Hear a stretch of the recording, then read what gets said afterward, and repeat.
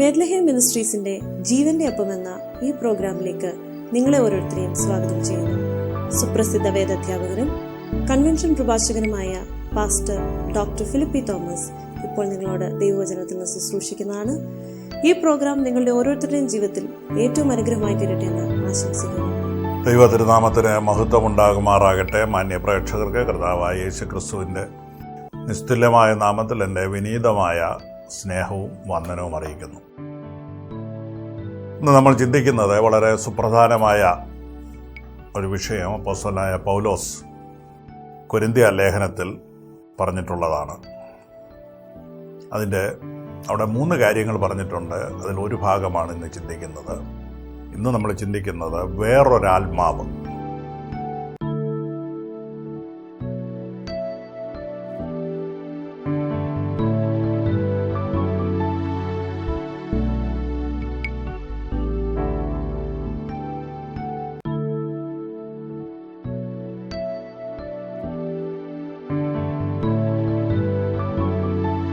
കൊരിന്ത്യർക്കെഴുതിയ 2-ാം പുസ്തകം 11-ാം അധ്യായത്തിൻ്റെ 4-ാം വാക്യം വായിക്കുന്നു. ഒരുത്തൻ വന്ന് ഞങ്ങൾ പ്രസംഗിക്കാത്ത മറ്റൊരേശുവിനെ പ്രസംഗിക്കുകയോ നിങ്ങൾക്ക് ലഭിക്കാത്ത വേറൊരാത്മാവിനെയെങ്കിലും നിങ്ങൾ കൈക്കൊള്ളാത്ത വേറൊരു സുവിശേഷമെങ്കിലും ലഭിക്കുകയോ ചെയ്യുമ്പോൾ നിങ്ങൾ പൊറുക്കുന്നത് ആശ്ചര്യം. കൊരിന്തിലെ വിശ്വാസികളോട് പറയുകയാണ്, ഇതൊക്കെ നിങ്ങൾ പൊറുക്കുന്നത് ആശ്ചര്യമാണ്. 3 കാര്യങ്ങൾ പൗലോസ് പറയുന്നു. 1, ഞങ്ങൾ പ്രസംഗിക്കാത്ത മറ്റൊരു യേശുവിനെ പ്രസംഗിക്കുന്നു. അത് കേട്ടിട്ട് നിങ്ങൾ പ്രതികരിക്കുന്നില്ല. 2, നിങ്ങൾക്ക് ലഭിക്കാത്ത വേറൊരാത്മാവ് വ്യാപരിക്കുന്നു. 3, നിങ്ങൾ കൈക്കൊള്ളാത്ത വേറൊരു സുവിശേഷം, അഥവാ മറ്റൊരു യേശു, വേറൊരാത്മാവ്, വേറൊരു സുവിശേഷം.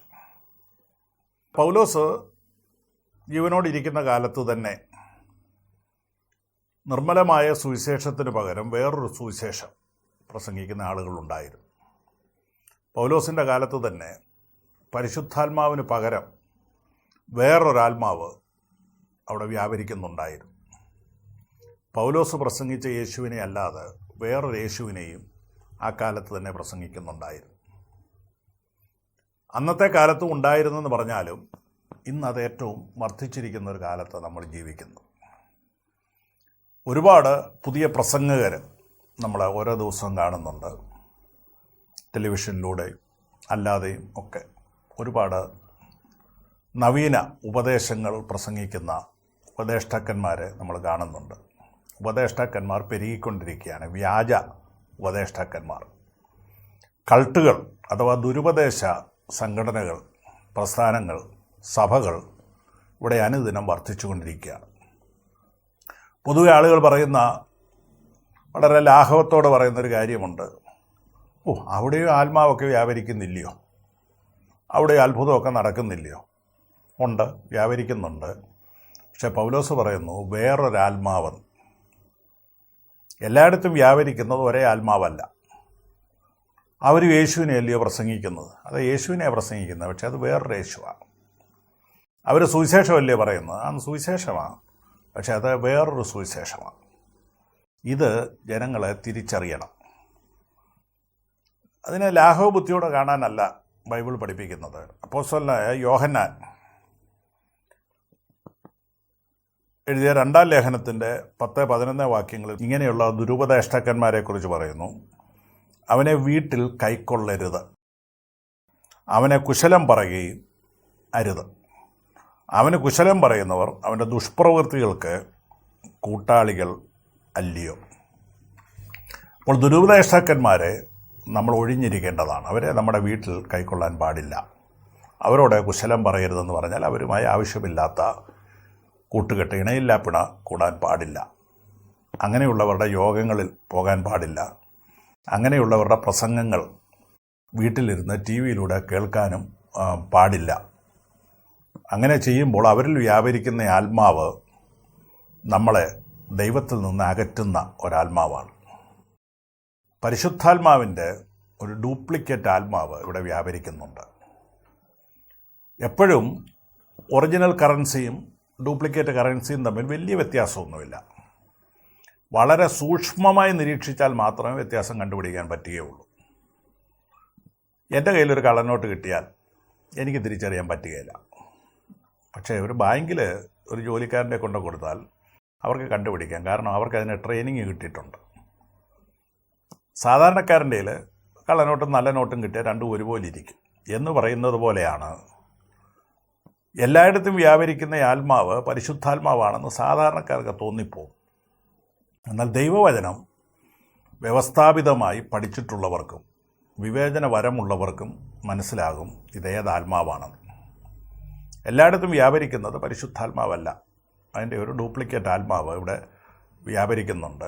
പരിശുദ്ധാത്മാവ് ചെയ്യുന്നത് പോലെയുള്ള കാര്യങ്ങൾ ഈ ആത്മാവ് ചെയ്യുന്നുമുണ്ട്.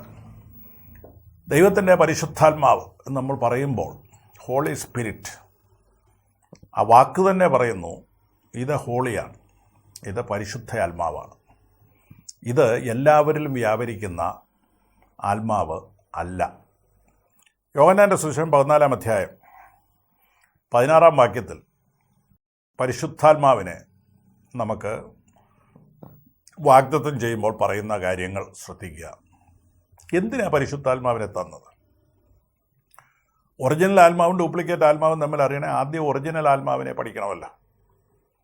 ഒറിജിനൽ ആത്മാവ് ദൈവത്തിൻ്റെ പരിശുദ്ധാത്മാവിനെ നമുക്ക് തന്നിരിക്കുന്നത് എന്തിനാണ്?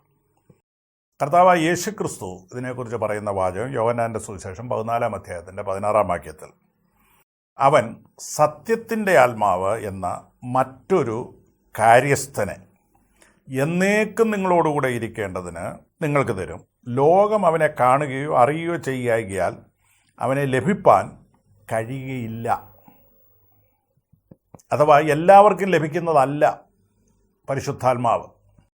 ലോകം എന്ന് പറഞ്ഞാൽ ഭൂമിയല്ല, ലോകത്ത് ജീവിക്കുന്ന ആളുകൾ അവനെ അറിയായികയാൽ, ദൈവത്തെ അറിയായികയാൽ. അപ്പോൾ ദൈവത്തെ അറിയാത്തവർക്ക് കിട്ടുന്നതല്ല പരിശുദ്ധാത്മാവ്. എന്നാൽ ഇന്ന് അവിടെയായിട്ട് കൂണ് പോലെ മുളച്ചു വരുന്ന ദുരുപദേശ കൂട്ടായ്മകൾ ഒരുപാടുണ്ട്. ആര് ചെന്നാലും അവിടെ താളമേളങ്ങൾ കൊടുത്ത് വലിയ ആരവമൊക്കെ ഇടുമ്പോൾ 1 2 3 ഫയർ എന്ന് പറഞ്ഞു കഴിയുമ്പോൾ അവിടെ വരുന്ന എല്ലാവരിലും അങ്ങ് ആത്മാവ് വ്യാപരിക്കുക. അത് പരിശുദ്ധാത്മാവല്ല. പരിശുദ്ധാത്മാവിനെക്കുറിച്ച് നമ്മളിവിടെ വായിക്കുന്നു, ലോകം അവനെ അറിയുകയോ കാണുകയോ ചെയ്യായതുകൊണ്ട് അവനെ ലഭിപ്പാൻ കഴിയുകയില്ല. പരിശുദ്ധാത്മാവ് ഒരു യോഗത്തിന് അവിടുന്ന് ഇവിടുന്ന് വരുന്ന എല്ലാവരുടെ മേലും പകരുന്നതല്ല. ഇത് ദൈവത്തെ അറിഞ്ഞവരിൽ വ്യാപരിക്കുന്ന ആത്മാവാണ്. കർത്താവായ യേശു ക്രിസ്തുവിനെ സ്വന്തം രക്ഷിതാവായി കർത്താവായി അംഗീകരിച്ചവർക്ക് കിട്ടുന്ന ആത്മാവാണ്. മാളികമുറിയിൽ ദൈവത്തിൻ്റെ പരിശുദ്ധാത്മാവ് പകർന്നപ്പോൾ ഓടിക്കൂടിയ ആളുകൾ ആശ്ചര്യപ്പെട്ടപ്പോൾ പത്രോസ് അപ്പോസ്തലൻ എഴുന്നേറ്റ് പ്രസംഗിക്കുമ്പോഴും പറയുന്നത്, ഇത് യോവേൽ പ്രവാചകൻ പറഞ്ഞ ആത്മാവാണിത്. ജനങ്ങൾ ചോദിച്ചു, ഞങ്ങൾ എന്തോ ചെയ്യണം എന്ന് ചോദിക്കുമ്പോൾ പറയുന്നത്, നിങ്ങൾ പാപത്തിൻ്റെ മോചനത്തിനായി മാനസാന്തരപ്പെടണമെന്നാണ്. നിങ്ങൾ മാനസാന്തരപ്പെട്ട് സ്നാനമേൽപ്പിൻ, എന്നാൽ പരിശുദ്ധാത്മാവിനെ നിങ്ങൾക്കും കിട്ടും. അഥവാ മാനസാന്തര അനുഭവത്തിലൂടെ ദൈവവുമായി സജീവമായ ബന്ധം പുലർത്തിയവരിൽ വ്യാപരിക്കുന്നതാണ് പരിശുദ്ധാത്മാവ്.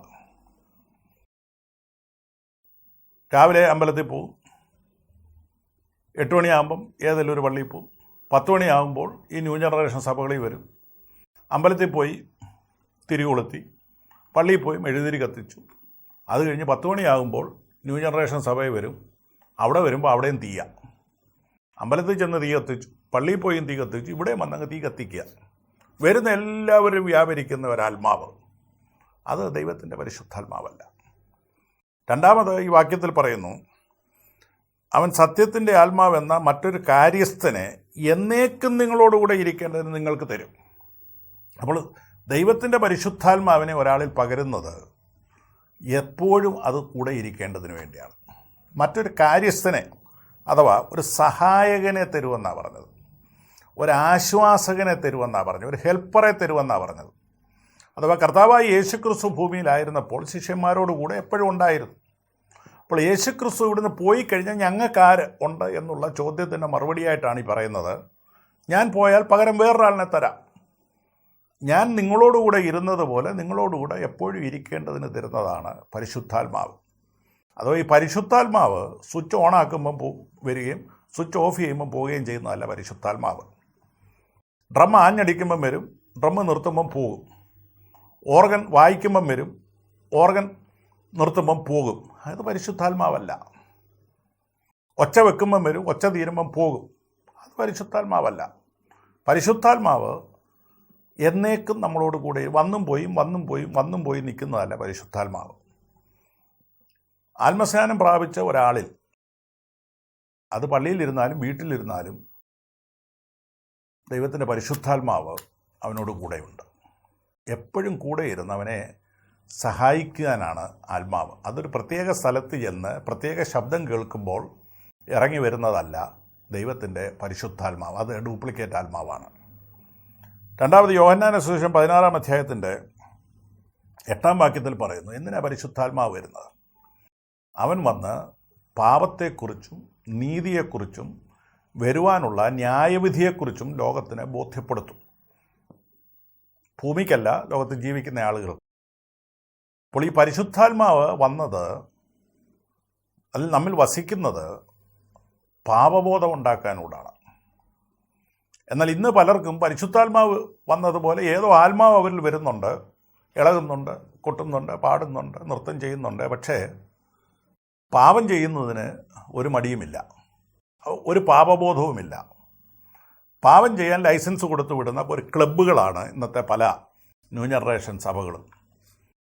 നിങ്ങളിൽ വ്യാപരിക്കുന്നത് പരിശുദ്ധാത്മാവാണെങ്കിൽ നിങ്ങളൊരു തെറ്റ് ചെയ്യുമ്പോൾ ആത്മാവ് നിങ്ങളെ വിലക്കും, പാപബോധം ഉണ്ടാക്കും, ന്യായവിധിയെ സൂചിപ്പിക്കും, അത് സത്യത്തിലേക്ക് നടത്തും, ദൈവവചനത്തിലേക്ക് നടത്തും. യേശുവിങ്കിലേക്ക് നടത്താത്ത, അഥവാ പാപത്തിനെതിരെ നിങ്ങളുടെ ഉള്ളിൽ ഒരു ശക്തിയായി നിലകൊള്ളാത്ത ആത്മാവൊന്നും ദൈവത്തിൻ്റെ പരിശുദ്ധാത്മാവല്ല. 16-ാം അധ്യായത്തിൻ്റെ 13-ാം വാക്യത്തിൽ പറയുന്നു, അത് നിങ്ങളെ സകല സത്യത്തിലേക്കും വഴി നടത്തും. വ്യാജമാർഗത്തിൽ നിന്ന് സത്യമാർഗത്തിലേക്ക് വഴി നടത്തുന്നതാണ് പരിശുദ്ധാത്മാവ്. പരിശുദ്ധാത്മാവിനെ തന്നിരിക്കുന്നതിൻ്റെ പ്രധാനമായ മറ്റൊരു ഉദ്ദേശം അപ്പോസ്തലർ 1:8 പറയുന്നു, അത് ക്രിസ്തീയ സാക്ഷ്യത്തിനുള്ള ശക്തിയാണ്. ലോകമെങ്ങും പോയി കർത്താവിൻ്റെ സാക്ഷ്യം വഹിപ്പാൻ ശിഷ്യന്മാരെ ചുമതലപ്പെടുത്തുമ്പോൾ കർത്താവ് അതിനവരെ സഹായിക്കേണ്ടതിന് വേണ്ടി കൊടുത്ത ശക്തിയാണ് പരിശുദ്ധാത്മാവ്. പരിശുദ്ധാത്മാവ് ശക്തി എന്ന് ഞാൻ പറഞ്ഞതുകൊണ്ട് വെറും ഒരു ശക്തിയല്ല, അതൊരു വ്യക്തിയാണ്. പരിശുദ്ധാത്മാവിനെ അവൻ എന്ന് നേരത്തെ ഞാൻ വായിച്ചല്ലോ. പരിശുദ്ധാത്മാവ് ഒരു വ്യക്തിയാണ്. യേശു ഒരു വ്യക്തിയായിരിക്കുന്നത് പോലെ പരിശുദ്ധാത്മാവ് ഒരു വ്യക്തിയാണ്. ആത്മാവ് വരുമ്പോൾ നമുക്ക് ശക്തി ലഭിക്കും.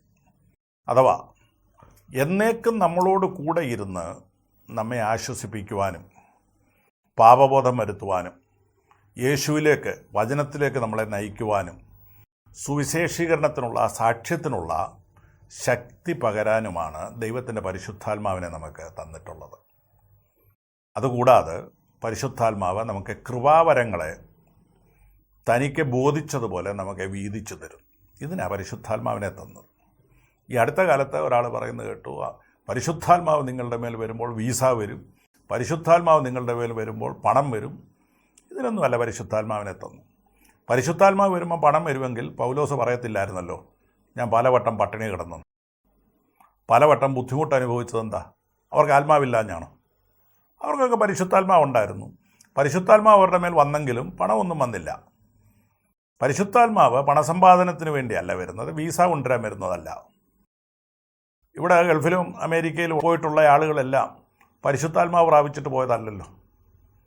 എംബസി ചെല്ലുമ്പം ചോദിക്കത്തില്ലല്ലോ, നിങ്ങൾക്ക് പരിശുദ്ധാത്മാവ് കിട്ടിയതാണോ, ആണേ വീസ തരാമെന്ന് പറയത്തില്ലല്ലോ. ഇതെല്ലാം വ്യാജമാണ്.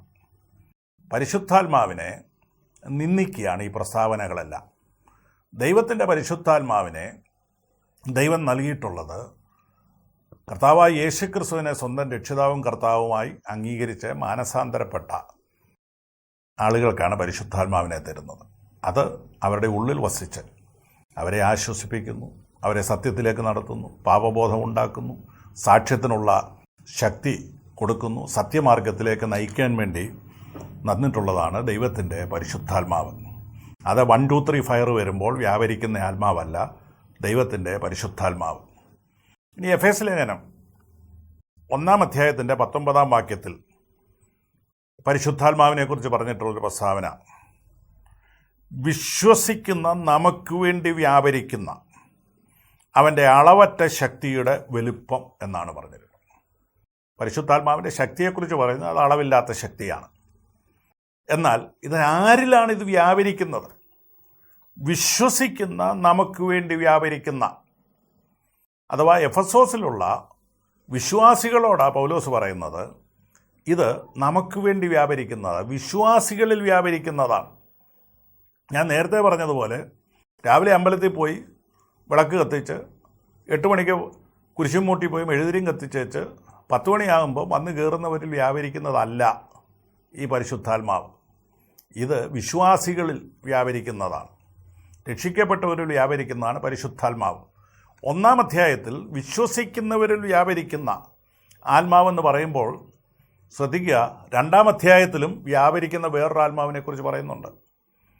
എഫേസ്യ ലേഖനം 2-ാം അധ്യായത്തിൻ്റെ 2-ാം വാക്യത്തിൽ പറയുന്നത്, അനുസരണക്കേടിൻ്റെ മക്കളിൽ ഇപ്പോൾ വ്യാപരിക്കുന്ന ആത്മാവ്. വ്യത്യാസം മനസ്സിലായോ? 1-ാം അധ്യായത്തിൽ പറഞ്ഞു വിശ്വസിക്കുന്ന നമ്മളിൽ വ്യാപരിക്കുന്ന ആത്മാവ്. 2-ാം അധ്യായത്തിൽ പറഞ്ഞു അനുസരണം കെട്ടവരുടെ മേൽ വ്യാപരിക്കുന്ന ആത്മാവ്. അപ്പം രണ്ടും ആത്മാവാണ്, രണ്ടും വ്യാപരിക്കുന്നുമുണ്ട്. പക്ഷെ ആദ്യം പറഞ്ഞത് വിശ്വാസികളിലാണ് വ്യാപരിക്കുന്നത്, രണ്ടാമത് പറഞ്ഞത് അനുസരണം കെട്ട സകലരുടെ മേൽ വ്യാപരിക്കും. അത് 1, 2, 3 ഫയർ എന്ന് പറഞ്ഞാൽ മതി, അന്നേരം അങ്ങ് വ്യാപരിച്ചോളുക. അതല്ലേ ഓരത്തു നിന്ന് പറയുന്ന വീട്ടിൽ പ്രാപിച്ചോ കുടഞ്ഞിട്ട് കൊടുക്കുക. അങ്ങ് വരുന്ന എല്ലാവർക്കും കുടഞ്ഞിട്ട് കൊടുക്കുന്ന ഒരു ആത്മാവുണ്ട്, അത് പരിശുദ്ധാത്മാവല്ല, അതാണ് അനുസരണം കെട്ടവരുടെ മേൽ വ്യാപരിക്കുന്ന ആത്മാവ്. ചില യോഗം കഴിഞ്ഞ് വരുമ്പോൾ ആളുകൾ പറയത്തില്ല, എന്തോ പകർച്ചയായിരുന്നു അവിടെ, ഭയങ്കര ആത്മാവ്, മുഴുവൻ പേരും അങ്ങ് ആത്മാവിലായെന്നാണ് പറയുന്നത്. വന്ന എല്ലാവരും അങ്ങ് ആത്മാവിലായി, വഴിയെ പോയവരെല്ലാം വന്നങ്ങ് ആത്മാവിലായെങ്കിൽ അതെന്തോ കുഴച്ചിലുള്ള ആത്മാവാണ്, അത് പരിശുദ്ധാത്മാവല്ല. അതിൻ്റെ പേരാണ് അനുസരണം കെട്ടവരിൽ വ്യാപരിക്കുന്ന ആത്മാവ്. തെസ്സലോനിക്കർക്ക് ലേഖനം എഴുതുമ്പോഴും പൗലോസ് വേറൊരു ആത്മാവിനെക്കുറിച്ച് പറയുന്നുണ്ട്. തെസ്സലോനിക്ക ലേഖനം 2-ാം അധ്യായത്തിൻ്റെ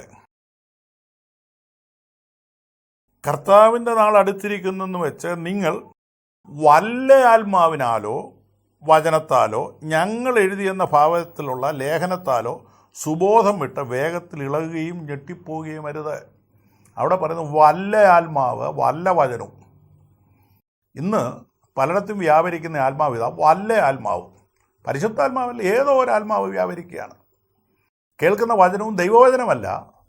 കഴിഞ്ഞ രാത്രിയിൽ ഞാൻ മുട്ടുമേ ഇരുന്നപ്പോൾ എനിക്ക് തന്നെന്നും പറഞ്ഞ് അവൻ്റെ വായി തോന്നുന്നതെല്ലാം വിളിച്ചു പറഞ്ഞിട്ട് അതെല്ലാം ദൈവവചനമാണെന്ന് പാവങ്ങളെ തെറ്റിദ്ധരിപ്പിക്കുക. അവരുടെ മനസ്സിൽ തോന്നിയതെല്ലാം നമ്മൾ വിശ്വസിക്കാൻ വേണ്ടി പറയും ദൈവാത്മാവ് വെളിപ്പെടുത്തിയതാണ്. ദൈവാത്മാവ് വെളിപ്പെടുത്തുന്നതൊന്നും ദൈവവചനത്തിന് വിരുദ്ധമായിട്ട് വരത്തില്ല. ദൈവത്തിൻ്റെ വചനം വിശുദ്ധന്മാർ ആത്മനിയോഗത്താൽ ആത്മപ്രേരണയാൽ എഴുതിയ ദൈവത്തിൻ്റെ വചനമുണ്ട്. അതിനപ്പുറമുള്ള എന്ത് വെളിപ്പാട് ആര് പറഞ്ഞാലും അത് പരിശുദ്ധാത്മാവ് കൊടുത്തതല്ല. ഒന്നുകിൽ അവരുടെ സ്വന്തം ആത്മാവ് തോന്നലാണ്, അല്ലെങ്കിൽ പൈശാചിക ആത്മാവ് അവർക്ക് കൊടുത്തതാണ്. അപ്പോൾ വല്ല ആത്മാവെന്ന് പറയുമ്പോൾ പരിശുദ്ധാത്മാവ് അല്ലാതെ വേറൊരു ആത്മാവ് ഉണ്ടെന്നാണല്ലോ ഇവിടെ പറയുന്നത്. ഇനി അതിൻ്റെ താഴോട്ടുള്ള വേദഭാഗം വായിക്കുമ്പോൾ മനസ്സിലാകും ഈ ആത്മാവ് എവിടെ നിന്നാണ് വരുന്നത്. ഈ ആത്മാവ് വരുന്നത് അന്തിക്രിസ്തുവിൻ്റെ ആത്മാവാണ്. അന്തിക്രിസ്തുവിനെ കുറിച്ച് മറ്റൊരു ഭാഷാന്തരത്തിൽ പറയുന്നത് ലോലസ് വൺ എന്നാണ്. അതായത് നിയമനിഷേധി എന്ന POC ബൈബിളിൽ നമ്മൾ വായിക്കുന്നത് നിയമനിഷേധിയുടെ ആത്മാവ്. നിയമനിഷേധി എന്ന് പറഞ്ഞാൽ നിയമങ്ങളൊന്നുമില്ലെന്ന് പറയുന്ന ആളാണ്, നിയമങ്ങളെയെല്ലാം നിഷേധിക്കുന്നയാളാണ്. ഇന്നത്തെ നവകൂട്ടായ്മകളിൽ ഏറ്റവും കൂടുതൽ അവർ സ്ട്രെസ് ചെയ്ത് പറയുന്ന ഒരു കാര്യം അതാണല്ലോ. ഇനി നമ്മൾ ഒരു നിയമങ്ങൾക്കും അധീനരല്ല. നമ്മൾ രക്ഷിക്കപ്പെട്ട് കഴിഞ്ഞാൽ പിന്നെ കൽപ്പനയില്ല, പ്രമാണമില്ല, ഒന്നുമില്ല. പാപത്തിന് അർത്ഥവ്യത്യാസം വന്നെന്നൊക്കെയല്ലേ ആളുകൾ പറയുന്നു. കർത്താവായ യേശുക്രിസ്തുവിൻ്റെ ക്രൂശുമരണത്തിന് മുമ്പ് വ്യഭിചാരം, കൊലപാതകം ഇതെല്ലാം പാപമായിരുന്നു. എന്നാൽ യേശുക്രിസ്തുവിൻ്റെ ക്രൂശുമരണത്തോടുകൂടെ പാപത്തിന് അർത്ഥവ്യത്യാസം വന്നു. ഇപ്പോൾ യേശുവിനെ സ്വീകരിക്കാതിരിക്കുന്ന മാത്രമാ പാപമെന്ന് പറയുന്ന ആളുകളെ നമുക്കറിയാമല്ലോ. ഇതെല്ലാം ദുരാത്മാവാണ്. ആര് പറഞ്ഞ നിയമങ്ങളൊന്നുമില്ലെന്ന്, ആര് പറഞ്ഞ കൽപ്പനകളൊന്നുമില്ലെന്ന്, അതേക്കുറിച്ച് പിന്നീട് പറയാം. എന്നാൽ നിയമനിഷേധികളായ ആളുകൾ ഇപ്പോഴുണ്ട്. ന്യായപ്രമാണം അനുസരിക്കണമെന്നല്ല ഞാൻ പറഞ്ഞതിൻ്റെ അർത്ഥം. ലോ എന്ന് പറയുന്ന ന്യായപ്രമാണം അനുസരിക്കണമെന്ന് ഞാൻ പറഞ്ഞില്ല. പുതിയ നിയമത്തിലും കൽപ്പനകളുണ്ട്, നമ്മൾ അനുസരിക്കേണ്ട നിയമങ്ങളുണ്ട്. അതിൻ്റെ കാര്യം ഞാൻ പറഞ്ഞു. എന്നാൽ ഈ നിയമനിഷേധിയുടെ ഒരു ആത്മാവ് ഇവിടെ വ്യാപരിക്കുന്നുണ്ട്. അന്തിക്രിസ്തു വെളിപ്പെട്ടിട്ടില്ലെങ്കിലും അധർമ്മത്തിൻ്റെ മർമ്മം 7-ാം വാക്യത്തിൽ പറയുന്നു, അധർമ്മത്തിൻ്റെ മർമ്മം ഇപ്പോഴേ വ്യാപരിക്കുന്നുണ്ട്. അഥവാ ഈ അധർമ്മമൂർത്തിയുടെ, നിയമനിഷേധിയുടെ ആത്മാവിൻ്റെ വ്യാപാരം ഇപ്പോഴേ നടക്കുന്നുണ്ട്. ആ ആത്മാവ് വ്യാപരിക്കുമ്പോൾ എന്ത് നടക്കും? 9-ാം വാക്യം, അധർമ്മമൂർത്തിയുടെ പ്രത്യക്ഷത നശിച്ചു പോകുന്നവർക്ക് സാത്താൻ്റെ വ്യാപാര ശക്തിക്ക് ഒത്തവണ്ണം വ്യാജമായ സകല ശക്തിയോടും അടയാളങ്ങളോടും അത്ഭുതങ്ങളോടും അനീതിയുടെ സകല വഞ്ചനയോടും കൂടെ ആയിരിക്കും. അപ്പോൾ ഈ നിയമനിഷേധിയുടെ ആത്മാവ്, അന്തിക്രിസ്തുവിൻ്റെ ആത്മാവ്, അധർമ്മമൂർത്തിയുടെ ആത്മാവ് ഒരാളിൽ വ്യാപരിക്കുമ്പോൾ ആ ആളിലൂടെ എന്ത് നടക്കും? അത്ഭുതം നടക്കും, അടയാളം നടക്കും. മാത്രമല്ല സകല വഞ്ചനയും ഇവർ കാണിക്കുകയും ചെയ്യും. അതല്ലേ നമ്മളിന്ന് കാണുന്നത്. അവിടെ ചെല്ലുന്നവനെല്ലാം വഞ്ചിച്ച് ഇവരെല്ലാം പണക്കാരായി കൊഴുക്കുകയല്ലേ ചെയ്യുന്നു. അവിടെ അത്ഭുതം നടക്കുന്നു, അടയാളം നടക്കുന്നു. നിഷേധിക്കുന്നില്ല. അത്ഭുതം നടന്നതുകൊണ്ട്, അടയാളം നടന്നതുകൊണ്ട്, വ്യാപാരശക്തി ഉണ്ടായതുകൊണ്ട്, ശക്തിപ്രകടനം നടന്നുകൊണ്ട് അത് പരിശുദ്ധാത്മാവാണെന്ന് നിർബന്ധമൊന്നുമില്ല. ഇവിടെ നമ്മൾ വായിച്ചല്ലോ, ഈ അധർമ്മമൂർത്തിയുടെ ആത്മാവ് വ്യാപരിക്കുന്നിടത്തെല്ലാം അത്ഭുതങ്ങൾ നടക്കും, അടയാളങ്ങൾ നടക്കും. ഇന്ന് പല പ്രസംഗങ്ങളും നമ്മൾ ടി വിയിൽ ശ്രദ്ധിച്ചിട്ടുണ്ടല്ലോ. എല്ലാം കഴിയുമ്പോൾ അവരുടെ യോഗത്തിൽ വെച്ച് നടന്ന ഒരു അത്ഭുതത്തെക്കുറിച്ച് പറയും. എന്തുവാ? ഏതോ രോഗി സൗഖ്യമായെന്നൊക്കെ പറയും. കർത്താവ് രോഗികളെ സൗഖ്യമാക്കുക, അതിന് യാതൊരു സംശയവുമില്ല. പക്ഷെ ഇവരാരെങ്കിലും പ്രസംഗത്തിൻ്റെ അവസാനം അന്ന് മാനസാന്തരപ്പെട്ട ഒരാളിനെ കാണിക്കാറുണ്ട്. ആരെങ്കിലും വന്ന് സാക്ഷി പറയുന്നത് കേട്ടിട്ടുണ്ടോ? ഞാനൊരു പാപിയായിരുന്നു, ഈ യോഗത്തിൽ സംബന്ധിച്ച് എനിക്ക് പാപബോധം ഉണ്ടായി, ഞാൻ എൻ്റെ പാപവഴി നിർത്തി യേശുവിനായി ജീവിതം സമർപ്പിക്കുന്നു എന്നുള്ളതല്ലല്ലോ അഡ്വർടൈസ് ചെയ്യുന്നത്. അഡ്വർടൈസ് ചെയ്യുന്നതെല്ലാം അവിടെ നടന്ന അത്ഭുതത്തെക്കുറിച്ചാണ്. ഞാൻ അത്ഭുതങ്ങളിൽ വിശ്വസിക്കുന്നയാളാണ്, രോഗശാന്തിയിൽ വിശ്വസിക്കുന്നു, അത്ഭുതങ്ങളിൽ വിശ്വസിക്കുന്നു. പക്ഷേ ഒരിടത്ത് അത്ഭുതം നടന്നതുകൊണ്ട് അത് പരിശുദ്ധാത്മാവാണെന്നില്ല.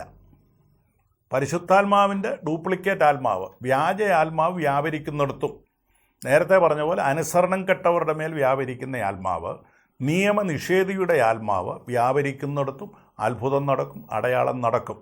അതുകൊണ്ട് കൾട്ട് ഗ്രൂപ്പുകളിൽ നടക്കുന്ന അത്ഭുതം കണ്ടും അടയാളങ്ങൾ കണ്ടും വഞ്ചിക്കപ്പെടരുത്.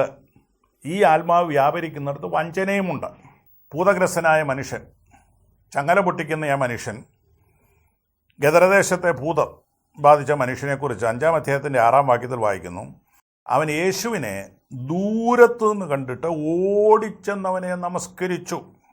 അവൻ ഉറക്ക നിലവിളിച്ചു, യേശുവേ മഹോന്നതനായ പുത്ര എന്ന് ഇവൻ നിലവിളിച്ചു പറഞ്ഞു. ചിലർ പറയുന്നത് കേട്ടില്ലയോ? എന്തോ ആരാധനയായിരുന്നു, എന്തോ ഒച്ചയായിരുന്നു. ആരാധിക്കുമ്പോൾ ഒച്ചയുണ്ടാകും, പക്ഷേ ഒച്ച കേട്ടതെല്ലാം ആരാധനയല്ല. ഇവൻ ഓടിച്ചെന്ന് നമസ്കരിച്ചു, ഓടിച്ചെന്ന് ആരാധിച്ചു. ആരാ? ഭൂതഗ്രസ്തൻ. ഇപ്പോൾ ഭൂതഗ്രസ്തനാണെങ്കിലും അവൻ യേശുവിനെ കണ്ടപ്പോൾ ആരാധിച്ചു. മാത്രമല്ല അവിടെ യേശുവേ മഹോന്നതനായ പുത്ര എന്നാണ് വിളിച്ചത്. അപ്പോൾ ഈ കൂട്ടായ്മകളിലെല്ലാം ചെന്നാൽ യേശുവേ യേശുവേ യേശുവേ യേശുവേ എന്ന് വിളിക്കുന്നത് കേൾക്കാം. യേശുവേ യേശുവേ യേശുവേ എന്ന് വിളിക്കുന്നത് കൊണ്ട് അത് പരിശുദ്ധാത്മാവാകണം നിർബന്ധമില്ല. ഗദരദേശത്തെ ഭൂതഗ്രസ്തനും ഉച്ചത്തിൽ യേശുവേ യേശുവേ എന്ന് വിളിച്ചു. പിന്നെ ചിലർ പറയുന്നത് ഭയങ്കര ദൂത് പറഞ്ഞെന്നാണ്. പരിശുദ്ധാത്മാവ് അങ്ങോട്ട് ഭയങ്കര ദൂത് പറഞ്ഞെന്നാണ്. അപ്പോസ്തലപ്രവൃത്തി 16-ാം അധ്യായത്തിൻ്റെ 16 മുതൽ 18 വരെയുള്ള വാക്യത്തിൽ വെളിച്ചപ്പാടത്തിക്കാരിയായ ഒരു സ്ത്രീ ദൂത് പറഞ്ഞതിനെക്കുറിച്ച് വായിക്കുന്നുണ്ടല്ലോ. അപ്പോസ്തലനായ പൗലോസിൻ്റെ പുറകെ നടന്നവളങ്ങ് ദൂത് പറഞ്ഞു. എന്തോ അവൾ പറഞ്ഞ ദൂത്? അപ്പോസ്തലനായ പൗലോസ് നടന്നു പോകുന്നത് കണ്ടപ്പോൾ ഇവൾ പറഞ്ഞു, അത്യുന്നതനായ ദൈവത്തിൻ്റെ ദാസന്മാരാണ് ഈ പോകുന്നത്, രക്ഷാമാർഗം നിങ്ങളെ അറിയിക്കും. ഇവർ പറഞ്ഞ ദൂതിന് വല്ല കുഴപ്പമുണ്ടോ? കറക്റ്റ് ദൂതാ പറഞ്ഞു. വെളിച്ചപ്പാടത്തിൽ പറഞ്ഞ ദൂത് കറക്റ്റാണ്. പക്ഷെ ദൂത് കറക്റ്റായതല്ല കാര്യം, ഇത് പറഞ്ഞ ആൾ കറക്റ്റാണോ എന്നുള്ളതാണ് പ്രശ്നം. കറക്റ്റ് ദൂത് പറഞ്ഞതുകൊണ്ട് ആൾ കറക്റ്റാകണമെന്നില്ല.